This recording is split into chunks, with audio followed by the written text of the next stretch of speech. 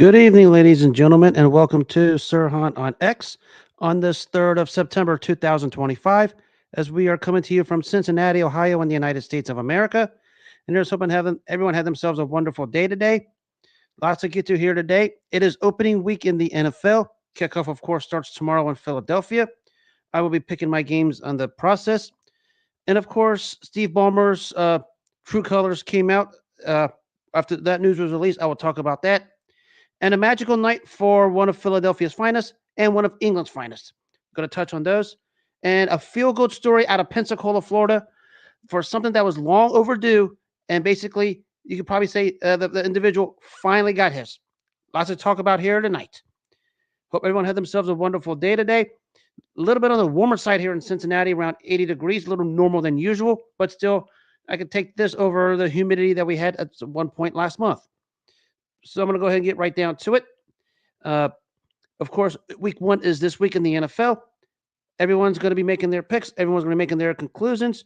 But I'm going to make mine tonight. When it comes to making my picks, I'm going to get right down to it here real quick. Start with a game tomorrow night. It is Philadelphia and Dallas. Question, of course, is going to be the Dallas psyche after they traded Micah Parsons. Of course, they got George Pickens.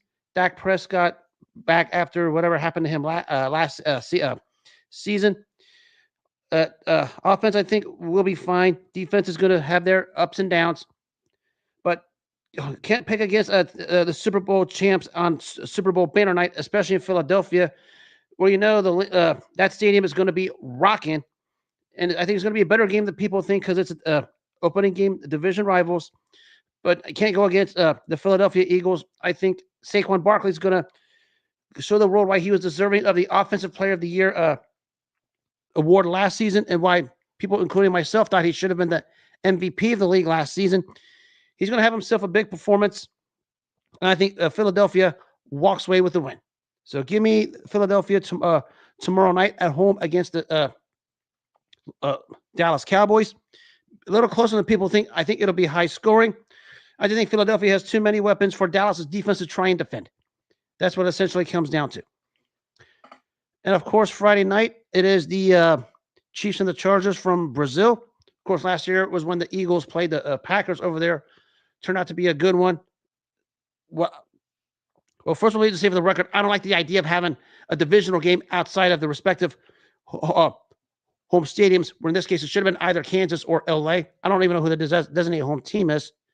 But I guess they decided to take this show on the road to Brazil, which I'm not a fan of. We consider the division rivals between two teams that's going to probably more likely be in the playoffs. Kansas City is going to get better on offense. They shored up that offensive line, brought back Trey Smith, drafted Josh Simmons out of Ohio State. Going against the Chargers defense, who on paper looks good, but the advanced metrics last year showed they weren't as good as people thought. And when you talk about the Kansas offensive line, we'll flip to the Chargers offensive line. No Rashawn Slater for the season, which I think is a tough blow for the Chargers. Going against a Kansas defense who has something to prove after just getting punked in the Super Bowl by Philadelphia. I mean, that front line just got punked every way you look at it. But I think you're going to have Patrick Mahomes is going to have an offensive line who's going to protect him.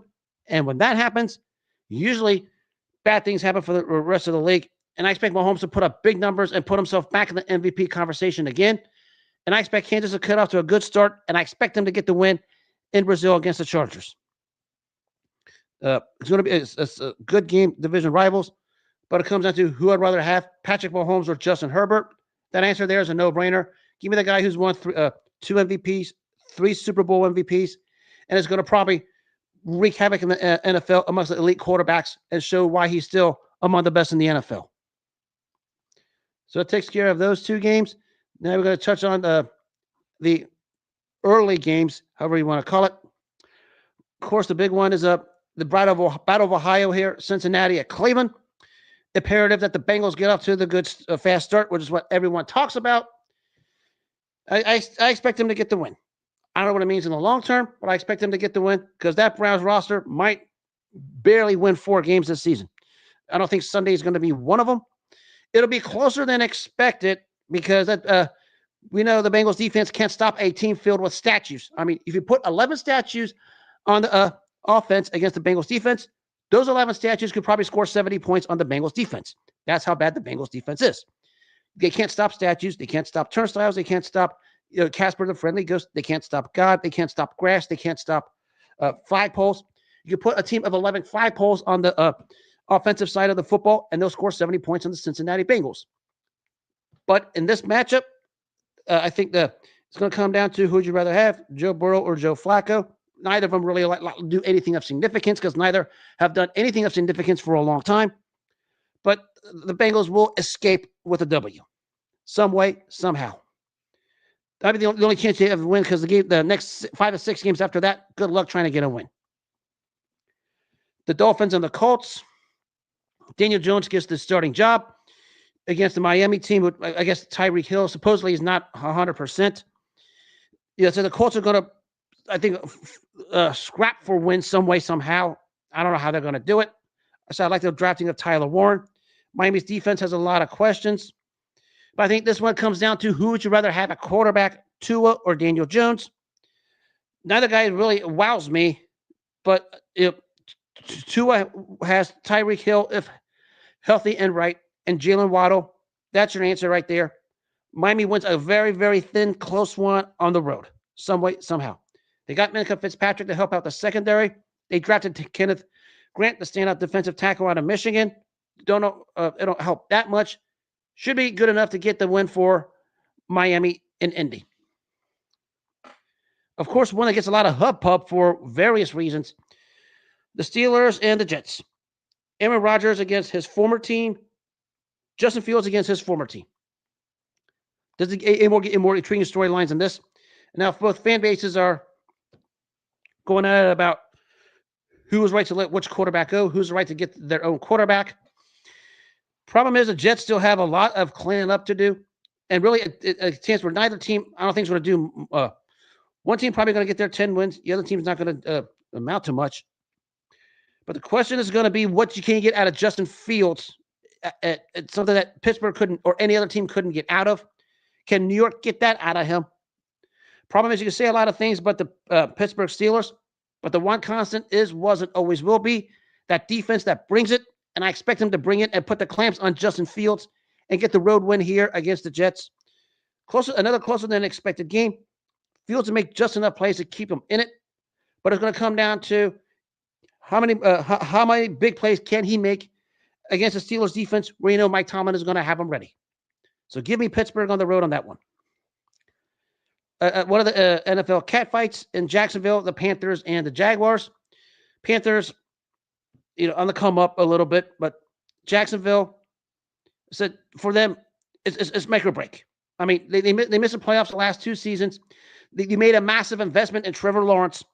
Here's a chance to show it. He has the targets now with Travis Hunter and Brian Thomas Jr. with the running back Travis Etienne. Give me them at home. I think Carolina's somewhat a little bit improved, but I'm not sure they're improved to do something of significance yet. There's still a lot of cleanup that needs to be done on that roster, but that's how I look at it. Give me the the Jacksonville Jaguars at home. Arizona and New Orleans, the Cardinals and the Saints. Saints, I think, going to be in the bottom barrel because I don't even know who's on that roster. They still have Chris Olave. I don't know why they feel the need to keep him. They still have Cam Jordan and Chase Young, but I like what Arizona did in the draft when they went defense, getting Will Johnson, Walter Nolan, and Denzel Burke, among many others. They still have Budda Baker in that secondary. And I think that defense is going to beat up the New Orleans Saints. And the Cardinals, I think, flirt with 500 this season in a very tough NFC West, which I think might be the most competitive division in the NFL record-wise, because I don't think 1 through 4 is going to be separated. Arizona's going to be in the middle of the fight. Give me the Cardinals on the road. And the Giants and the Commanders, just like New Orleans, Giants are going to be, doing whatever they can to try and scrap for victories because although they have the talent, it's still going to be a ways to go. Going against a Washington team with Jaden Daniels, they signed Terry McLaurin. So supposedly interested in Kendrick Bourne, I think would be a good compliment to McLaurin if they get him. Although I think he goes to San Francisco. But the Giants have a long year ahead of them, and I think the Commanders jump on this and take a close competitive game because both their games are pretty close for the most part. But do give me the Washington Commanders at home. Jaden Daniels continues rolling. And to Tampa Bay and Atlanta, the other thing, a success Tampa Bay had, the only thing they didn't do last year was beat Atlanta. I mean, Atlanta beat them both games. But I think that changes this year. I think Baker Mayfield brings it all of it, his weapons, got Mike Evans and Emeka Egbuka, the stand-up from Ohio State, to fill Chris Godwin for the first few games that Godwin's likely going to miss. Tampa Bay's defense is the better of the bunch. Atlanta's going to have to try and rely on Michael Penix Jr., but that's asking a bit too much after the Kirk Cousins fiasco. Do give me Tampa Bay on the road, albeit that one's going to be close also. And Oakland and the Las Vegas Raiders. I always call them the Oakland Raiders. I apologize to the Raiders fans. Against the New England Patriots. Always the rematch of the Tuck rule back into the 2001 AFC title game. We know what happened with that one. Both teams, I thought, had good off seasons with the free agency and draft. But I think the Patriots, made the more significant, solid moves. And you add Mike Vrabel as a head coach who pushes the man out of the players the way he did in Tennessee. Give me the Patriots at home. I think the Raiders are going to be a better team, but they're not winning in Foxborough week 1. So that takes care of the early games of the docket. Now we go to the late games. San Fran and Seattle, always a good NFC West tussle. Mike McDonald, the finger imprints from Baltimore to the Seattle's defense. Thought they addressed that in the offseason and draft. Going against a San Francisco team who has some interesting questions going in. Especially we talk about all the contract extensions they have and who's going to be their receivers. Everybody talks like they're going to be vastly improved because of their so-called easiest schedule in the league. Good team, but I think Seattle takes this one at home. Who do I trust more of the two quarterbacks, Sam Darnold or Brock Purdy? I do trust Brock Purdy better. Problem is, I don't know who Brock Purdy's going to throw to. He has Ricky Purcell. Of course, we know Brandon Ayuk's out for the year. For the first several games, I do apologize. And, of course, George Kittle, who's starting to get a little long of the tooth. But the Seahawks defense, I think, made strides in the offseason. And you say what you want about Sam Darnold, but I think he does enough to get the win. He is going to have Cooper Kupp to throw the ball to. Give me Seattle at home. Albeit this one, I think, is going to come down to the wire on possibly a game-winning field goal, more than likely. The Titans and the Broncos, this is one of the few, you would call it, no-brainers, but I don't call anything a no-brainer in the NFL. I saw what New England did to Cincinnati last season. But on this one here, too much Broncos defense against the rookie quarterback Cam Ward. The Titans are going to do all they can to hang in there, but the Broncos, there's going to be too much on their home field. Give me Denver at home. That defense is going to make life terrible for the number 1 overall pick, Cam Ward. I think Ward and Titans are going to have to get better as the season goes on, but this Denver team is a real threat in the AFC to the big 3 when you talk about Kansas, Baltimore, and Buffalo. It starts here week 1, and they're going to handle the Titans. Big one in Green Bay, it's the Packers and the Lions. We know what Green Bay did with the Micah Parsons trade. I think it's put a little jolt into the Packers. Whether they play or not, I don't think it's going to matter with this one. Detroit, has a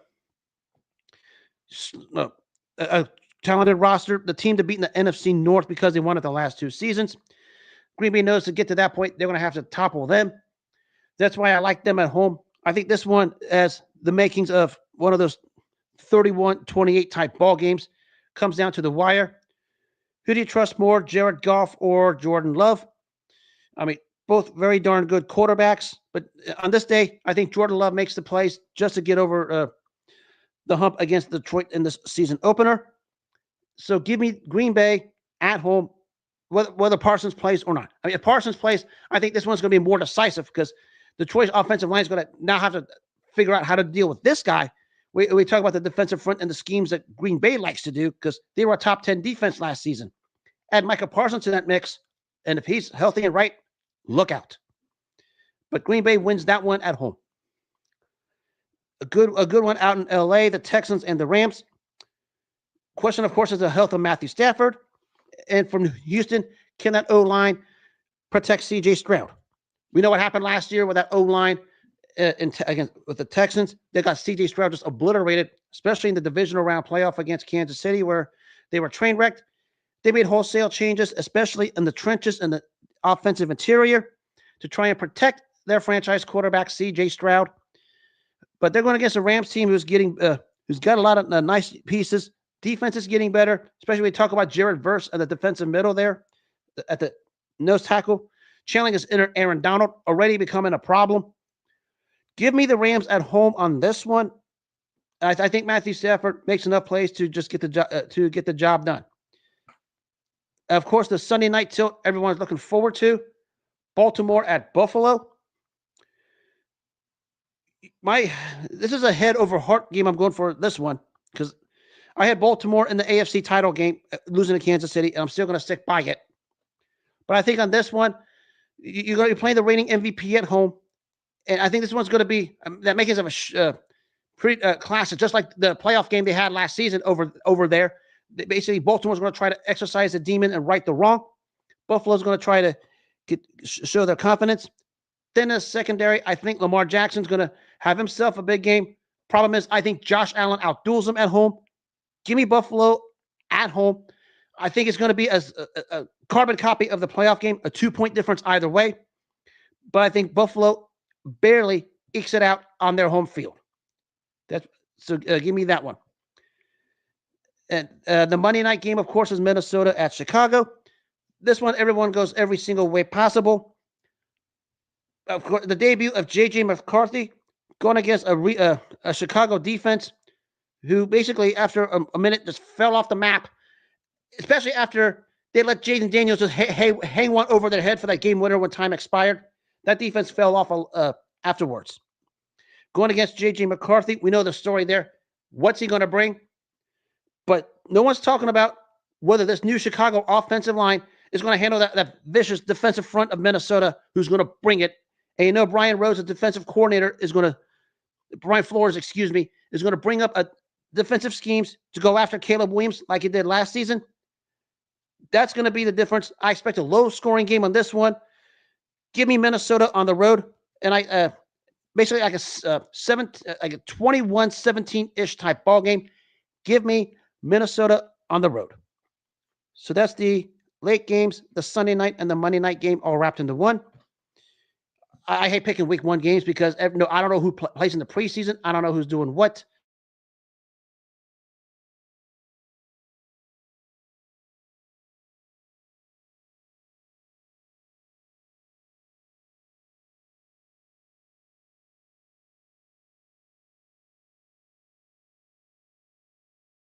Excuse me here for a second. All right. Now let's get to more of the NFL. Of course, that comes out after ESPN purchased Redzone a while back. Now, apparently, they're going to put commercials on it. I told you guys this was going to happen. The NFL and ESPN is going to ruin the greatest product they've ever had. And we have cutthroat cowards in the NFL and in the ESPN community. There was a time when everyone wanted to watch ESPN, and it was like the premier station in all of sports, whatever it is. I mean collegiate, professional. You always wanted to watch it. Now the sport that everyone loves, the channel, now everyone hates with utter disgust, and understandably and rightfully so. And what they're doing to Redzone, the premier program for all NFL fans and all NFL, aficionados, among many others, is something that has everyone discussed, rightfully so, yours truly being one of them. I predicted this was going to happen the second this deal was put together. I mean, they brought Rich Eisen back to ESPN as a part of it, but that's another topic for another day. But this is another case of ESPN ruins everything they touch. They're becoming the most toxic, sports channel across all the sports platforms. I mean, we all know this. It's been that way since the turn of the century. I mean, the only thing they had, I don't know what they have going good anymore. I mean, it really nothing. But when you think of what Redzone was, when it was on the NFL Network, and it was the thing. You saw the highlights, no cutting into commercials, just saw the highlights, saw the scoreboards, and just watch what happens when offenses get into the red zone, and defenses for that matter, because we get defensive stops if you want. But once again, ESPN shows their true colors. The NFL shows its true colors, showing the utter cowardice that they are for ruining a terrific product like what Redzone was when it was on the NFL Network. And now you're going to add commercials to something that is just going to ruin what that product was and what the product stood for. And now everyone is calling for the boycott of Redzone.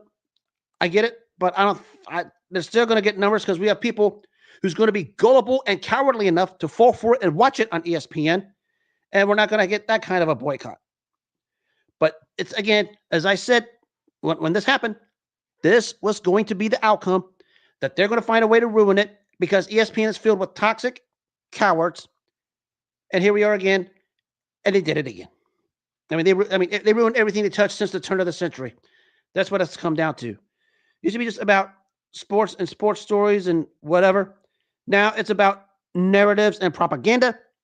And that's why ESPN just ruined this particular thing when they made the purchase. Plain and simple. I was watching, I seldom watch, people were paying this thing to not have commercials. Now you're going to pay, now these people, idiots are going to be stupid enough to pay with commercials. That's just wild thinking. Actually, more or less stupid thinking for anyone who's stupid enough to do this. But paying a paid service to have a product with commercials, is it worth it? If you're really going to pay it, it says a lot about you at the end of the day. Yes, ESPN, that ruined everything, as I said it did. But it says a lot about the consumer who's gullible enough to fork out the cash for something like this now that there's commercials going to be involved. Sad. And speaking of cash and sad, this news broke earlier today in the NBA. On one side, I want to say I'm surprised, but maybe in the one sense, if you follow the NBA, you really shouldn't be.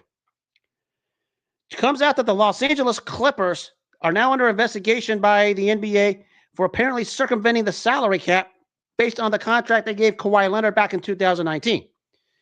So they received a lucrative endorse deal from someplace called Aspiration, which is a financial technology company.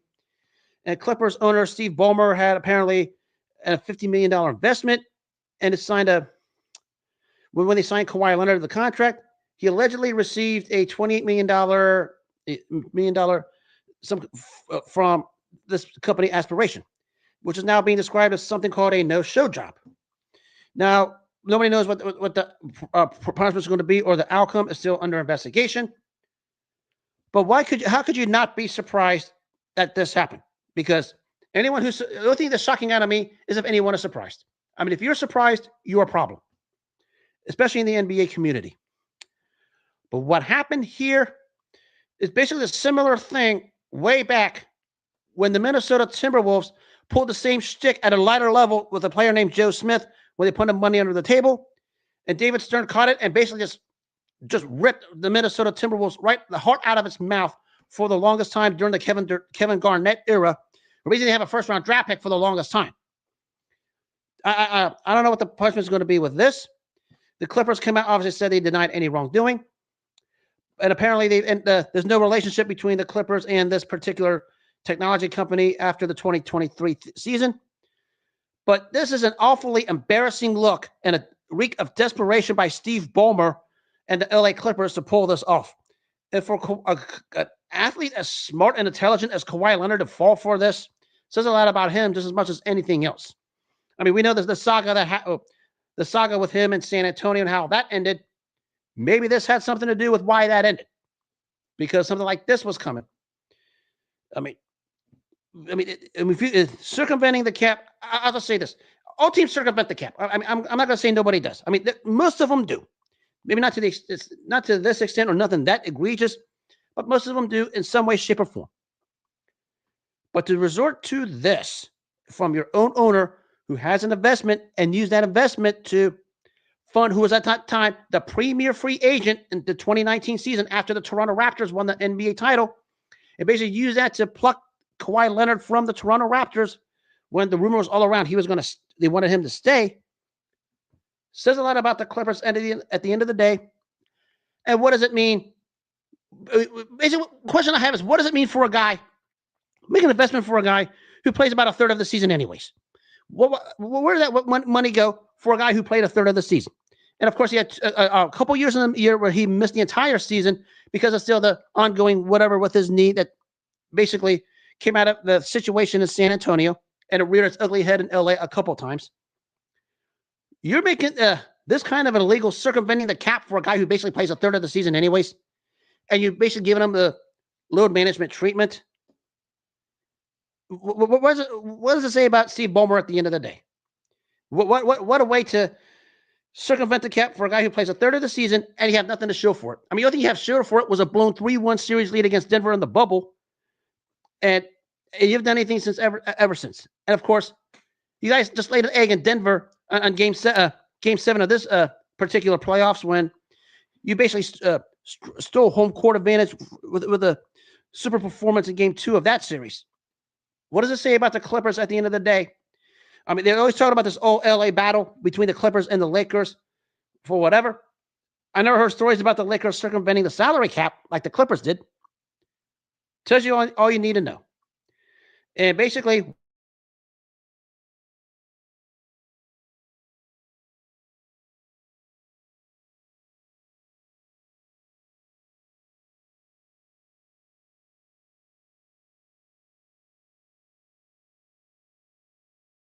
did the same exact thing to Joe Smith. And we know what happened with Minnesota at the end of the day. David Stern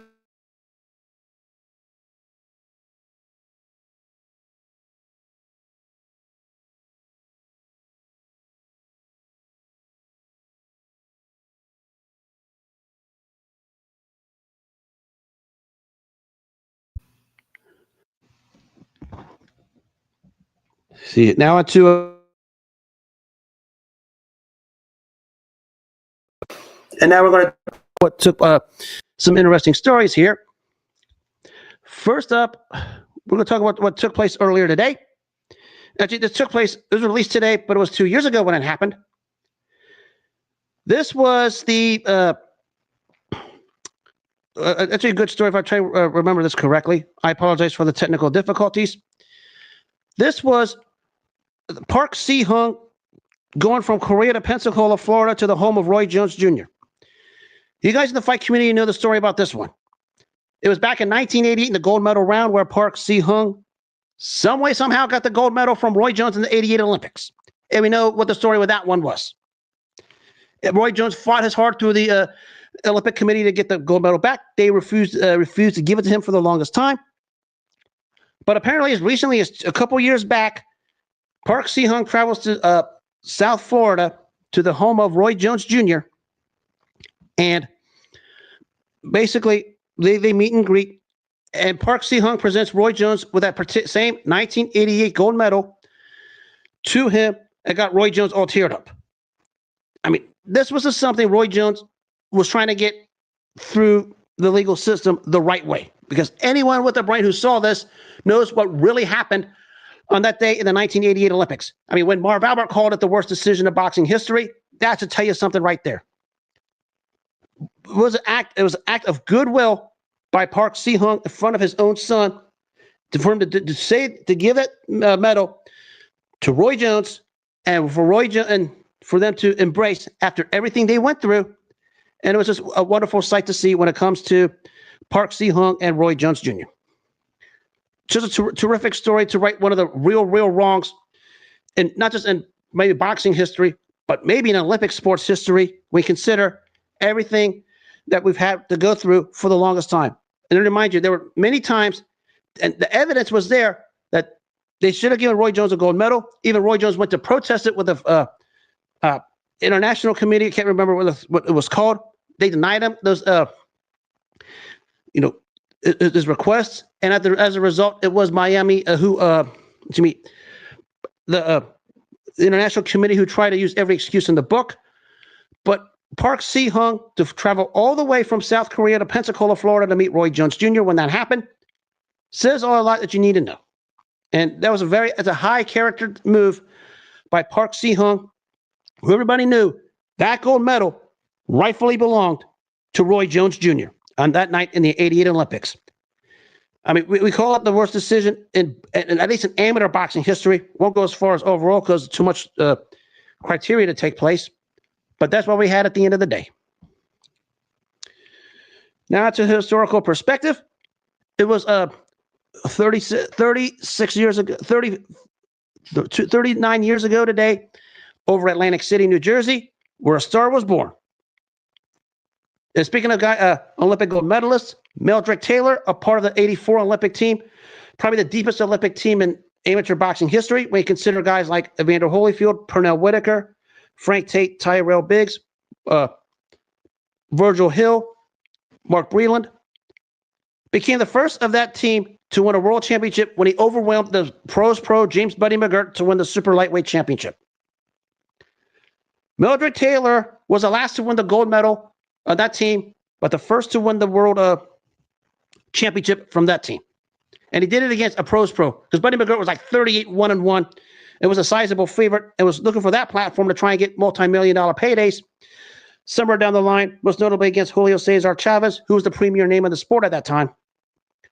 But Meldrick Taylor used that night for his coming out party, and after a slow start in the first round, the speed and lateral movement and the quickness of Meldrick Taylor just woefully overwhelmed the pros pro James Buddy McGirt and just beat him up from the second round on en route to a stoppage win where the Taylor corner the Buddy McGirt corner just threw in the towel after he was just woefully overwhelmed. I bring this one up because, when we comes to St. Patrick's Day and we talk about the Taylor Chavez fight, we know all the hoopla about that one. What took place between Taylor and McGirt started this, because Chavez was the name, and someone was looking for someone to be a serious challenger to him because he started to ascend to that distinction of one of the better fighters in the world. Here comes Meldrick Taylor, who we talk about flash. Nobody had more flash than Meldrick Taylor, because Sugar Ray Leonard had gone in and out of his retirements. Hector Camacho did whatever the frick he wanted to do. And this is before we had other flashy fighters like a Roy Jones and a Manny Pacquiao.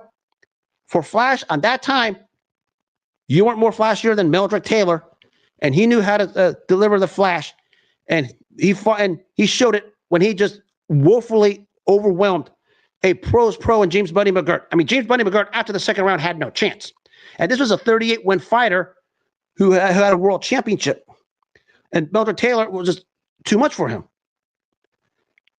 Meldrick Taylor, we talk about just pure talent for that time in those weight classes, was it. And he showed it when he beat McGirt. And we know what happened a little more than a year and a half later was when he lost to Chavez in that sad situation.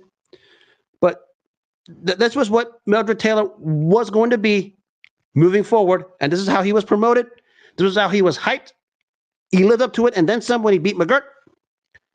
But what it was at the end of the day, being from Philadelphia, Pennsylvania, the home of the great Joe Frazier, Meldrick Taylor wanted to be Sugar Ray Leonard and Joe Frazier in the same sentence, and that's what got him in trouble down the line, especially against Chavez in their first fight in 1990, especially against Terry Norris in 1992, and that's where his downfall was. Surreal boxing talent who had all of the tools to be something like what Ray Leonard was, or some of the guys with that style. They flash combinations, use the ring, don't allow yourself to get hit. But when he wanted to be at the end of the day, was because of his Philadelphia heart, he wanted to be another Joe Frazier, and that's what got him in trouble at the end. He was the same way against Buddy McGirt, but his luck out was his speed was so fast, McGirt couldn't defend himself. I mean, it's like trying to defend a bunch of mosquitoes coming at you. That's how Buddy McGirt was when we tried to fight Taylor. But that's what got Meldrick Taylor in trouble. But the pure talent was shown on his coming out party a little more than exactly 37 years ago when he was the first to win of that 1984 Olympic team to win the World Championship, when he beat the pro James Buddy McGirt, looked like he was going to be into a special era. Then the rest we know is history, unfortunately. I mean, it probably put this guy in the category of what ifs, even though he did win 2 world titles. But one thing that needs to be said, and this has been talked about a lot, the Hall of Fame process in boxing is broken as we know it. I mean, James Buddy McGirt is a rightful boxing belongs to the Hall of Fame rightfully. I'm not going to dispute that. I mean, that's a no-brainer for me. I mean, did as a fighter and also as a trainer. Meldrick Taylor has probably a better background. Also, same accolades as McGirt, and he beat Buddy McGirt in '88. How come is he not in the Hall of Fame? I mean, you think he would be in the Hall of Fame right there with Buddy McGirt because he beat Buddy McGirt. Not only did he beat him, he overwhelmed him. How does this guy not in the Hall of Fame? I get it. The bar for the Boxing Hall of Fame is different than, say, professional football, professional basketball, et cetera, et cetera. But that's what we have at the end of the day. So that's what we have. That's what we come down to. But that's another topic for another day. Meldrick Taylor's talent showed itself when he fought James Buddy McGirt 37 years ago today in Atlantic City, being the first of the great 1984 Olympic team to win the world championship by beating the standout James Buddy McGirt. Terrific fighter. Just the same. Wasn't the same after the beating Chavez gave him. And you guys know the story of what happened to him afterwards. Now, this is for my fellows overseas, and this is your moment. Because it was 30 years ago today, your beloved son over there in London hit the pinnacle after his 4th try. It was Frank Bruno finally becoming the world heavyweight champ when he beat the tough and durable Oliver McCall to win the heavyweight belt. 3 times Frank Bruno tried for this, and 3 times he failed. I mean, Tim Witherspoon, Mike Tyson, and Lennox Lewis. Question was, will he ever get to that point? And guess what happened? It happened on this day 30 years ago at Wembley Stadium in London in front of a packed house. And Frank Bruno finally hit pay dirt, started the fight strong, looked like he was going to get an early round knockout against the tough Oliver McCall. But as the early on was coming on, rounds were coming on, McCall started to get desperate. He started to come on late in the fight, had Bruno hanging on, but it was a case of too little, too late. Too many jabs and right hands by Frank Bruno in the early and middle rounds, and he built a big lead early. And he held off a hard late surge by the tough and durable Oliver McCall to hit pay dirt to win the World Heavyweight Championship. You can make whatever the heck you want out of all of these belts in boxing. But for this case, when you think about the country of England and how beloved Frank Bruno was in England, and he was beloved at that time, everybody loved Frank Bruno in England. I mean, Mike Tyson and Lennox Lewis said that countless times. You don't go to England and don't mention the name Frank Bruno. I mean, that's how beloved Frank Bruno was. It meant something to him and his countrymen who loved him and adored him to see him have the distinction of heavyweight champion of the world next to his name and his hand raised with a championship belt around his waist when he hit pay dirt 30 years ago in his home country of London, England, when he beat Oliver McCall. And it was well-deserved. I mean, this guy worked hard. To get to that point. You can say a lot of things about how he got to that point. That's not the issue. He got to that point, and he earned it, becoming the 3rd heavyweight champion out of London to become the world champ. The other 2, obviously, are Bob Fitzsimmons and Lennox Lewis. But that's the history Frank Bruno had 30 years ago today in front of a packed house at Wembley Stadium, who was cheering their hearts out for the great Frank Bruno, who hit pay dirt finally after 3 failed attempts against Tim Witherspoon, Mike Tyson, and Lennox Lewis. Hit pay dirt against a tough and durable Oliver McCall to win the heavyweight championship of the world. And that's what we got as a result.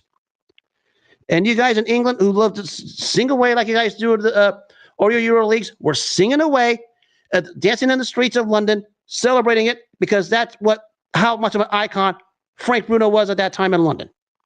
And this came after a very, very hostile pre-fight hype where a lot of insults were thrown both ways. And there are times you thought Frank Bruno was going to kill the guy before the fight happened. And Oliver McCall said some wild stuff. But the story on the Oliver McCall side, all of his demons in and out of the ring caught up to him. And you know the story about that. and it caught up to him after this fight because he never came close to this level ever again. In and out of drug rehabs, jails.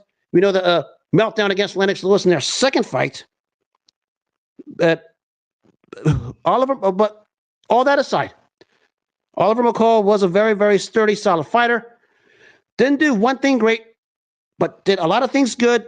Got put together a nice winning streak before he beat Lewis the first time, and of course had a successful title defense against Larry Holmes before this fight.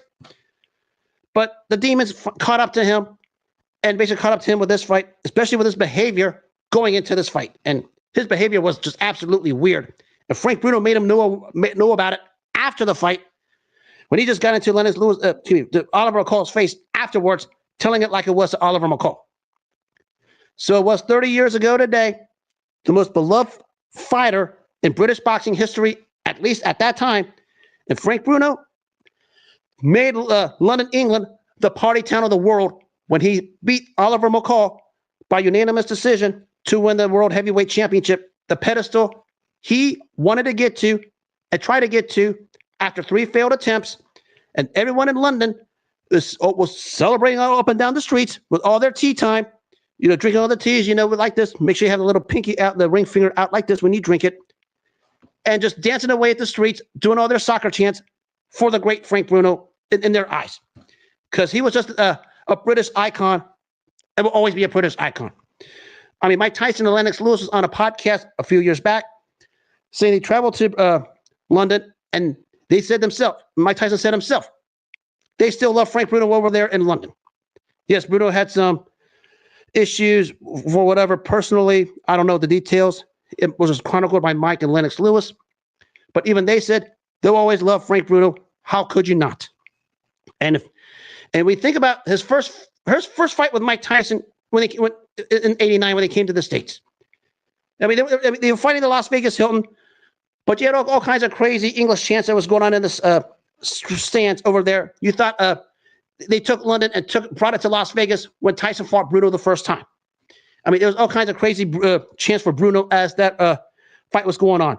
Yeah, Tyson overwhelmed him in 5 rounds, but Bruno gave account of himself and brought a great, great British crowd with him. That's to tell you just the love Brits have for Frank Bruno at that time and still do. He is still beloved when it comes to British boxing, and you probably say British sports. I mean, you don't go to Britain, we don't mention the name Frank Bruno. I mean, when Mike Tyson and Lennox Lewis says that tells you the stature of what Frank Bruno had in London, and he hit pay dirt 30 years ago today. Just to have the name heavyweight championship of the world means a lot to these fighters, and people think. Yes, a person like myself is critical of how the business of the sport is run. I get it. I've never been a fan of how the business of the sport is run because anybody knows I challenge it. But when something like this, for a fighter who put his heart to try and get to this pedestal, the way Frank Bruno did over there in London, to get to that point, I can speak from this perspective. It meant the world. It meant the world to him. It meant the world to his family, the trainers and the people that he worked with, and the country of Great Britain, who just adored this guy to death. Salute Frank Bruno. The stories like that are feel-good stories. I mean, you can say what you want about Frank Bruno, whatever you want. But one thing now you can add to the name of this heavyweight champion, because that's what he did 30 years ago. I mean, you can question how it happened. You can question it because no one's going to say Oliver McCall was the second coming of Joe Frazier or Joe Louis. But Frank Bruno became the heavyweight champ. And for them over there in Great Britain, it meant the world as they were doing their tea time parties. As always, make sure you have a pinky out when you drink your tea. And all the soccer chants they had with all the British flags up and down the streets outside Wembley Stadium because they loved Frank Bruno. And just a genuinely good guy. I mean, I've seen some of the things he did for Great Britain at the time. Just a genuinely good guy. How can guys in Britain not like Frank Bruno? The ones that don't. I gotta have an honest answer for that one. Another topic for another day. And that'll wrap up this edition of Sir Hunt on X. I will be back here soon. As always, if you missed any part of this or any other episodes, you can catch the replays on the Apple Podcasts for your iPhone users, the iHeartRadio, especially those in Cincinnati who are glued to iHeartRadio. You can listen to my shows there. and the Spotify app for all you Spotify users out there. Catch me on the Creators for Spotify profile. I'll always be updating that every day. Own website coming up soon, among many, many other things, as the venture now starts to become bigger as I continue to expand the brand. And as always, make self-care your number one priority in life. Always, always take care of yourself first before you take care of anything else. If you take care of yourself first, nothing good things will follow. But if you don't take care of yourself first, nothing else in life matters. Take care of you. Focus on you. Stay true to you. All the good things will come your way. Have a good rest of the night. Take care of yourselves. God bless. And I'll be speaking to you guys soon.